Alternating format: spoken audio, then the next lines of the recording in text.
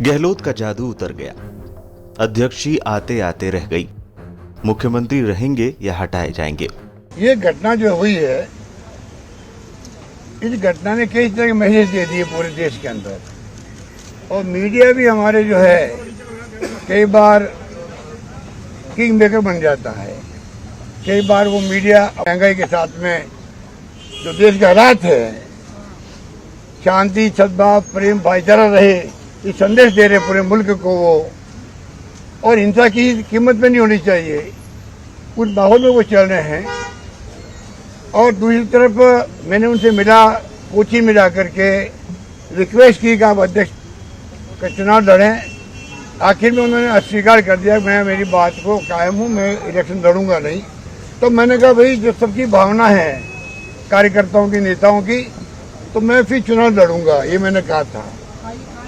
सुनिए आप, पर अब क्योंकि कल परसों की वो घटना हुई है और मेरी मॉरल रिस्पॉन्सिबिलिटी थी कि वो प्रस्ताव पार होता, तो मैंने तय किया है अब मैं इस माहौल के अंदर चुनाव नहीं लड़ूंगा। ये मेरा फैसला। मुख्यमंत्री बने रहेंगे सर। ये फैसला मैं नहीं करूंगा, ये फैसला सोनिया गांधी जी करेगी, कांग्रेस अध्यक्ष करेगी।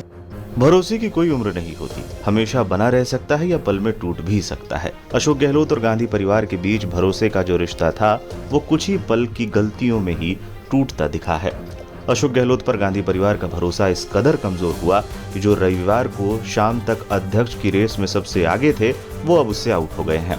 यही नहीं, अब सीएम पद को लेकर भी संशय की स्थिति पैदा हो गई है। सोनिया गांधी के करीबियों में रहे अशोक गहलोत को बुधवार से ही मिलने के लिए लाइन में लगना पड़ा और बहुमुश्किल टाइम मिला। यही नहीं, बाहर निकले तो चेहरा उतरा हुआ था और अंदाज माफी वाला था। मीडिया से बात करते हुए अशोक गहलोत ने इसकी पुष्टि भी कर दी। उन्होंने विधायकों की बगावत को लेकर सरेंडर करने वाला रवैया दिखाते हुए कहा कि मैं इससे इतना आहत हूं कि बता नहीं सकता। इस घटना का दुख मुझे ताउम्र रहेगा। अशोक गहलोत ने बताया कि मैंने सोनिया गांधी से इसके लिए माफी मांगी है। मैं दुखी हूं कि एक लाइन के प्रस्ताव को पारित नहीं करवा सका। इसके साथ ही अशोक गहलोत ने कह दिया कि मैं अध्यक्ष पद का चुनाव लड़ने के लिए तैयार था, लेकिन जो घटनाएं पिछले दिनों हुई उसके बाद मैं ये साफ कर देना चाहता हूं कि अध्यक्ष पद का चुनाव नहीं लड़ूंगा।